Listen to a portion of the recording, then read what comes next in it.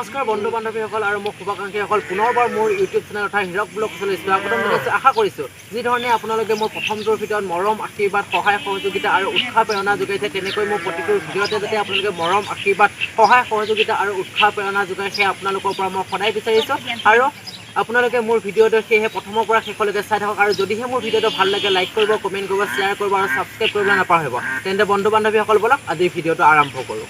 বান্ধৱীসকল মই আজি আপোনালোকক দেখুৱাম ছাগলীৰ ফাৰ্মখন। যিহেতু মই যোৱাটোৰ ভিডিঅ'ত আপোনালোকক কৈছিলোঁ যে ছাগলীৰ ফাৰ্মখন আপোনালোকক দেখুৱাবৰ কাৰণে চেষ্টা কৰিম আৰু সেয়েহে মই আজি আপোনালোকক ছাগলীৰ ফাৰ্মখন দেখুৱাবলৈ ওলাইছোঁ।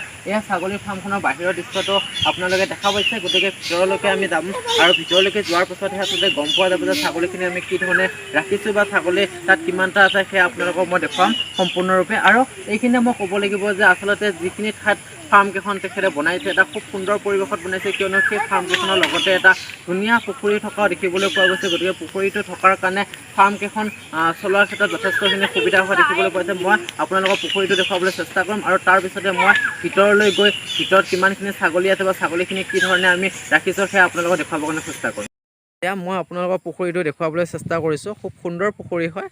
ফাৰ্মকেইখনৰ লগতে এনেধৰণৰ পুখুৰী এটা দেখিবলৈ পোৱা গৈছে আৰু এই পুখুৰীটো থকাৰ কাৰণে ফাৰ্মকেইখনৰ যথেষ্টখিনি সুবিধা হৈছে আৰু তেওঁ যিহেতু হাঁহৰ ফাৰ্মো আছিল, গতিকে হাঁহখিনিও খুব সুন্দৰভাৱে এই পুখুৰীটোতে চৰিবৰ কাৰণে পাৰে।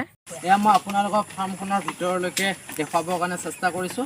আচলতে ফাৰ্মখনত কিমানখিনি ছাগলী ৰখা হৈছে সেয়া মই আপোনালোকক দেখুৱাম এতিয়া।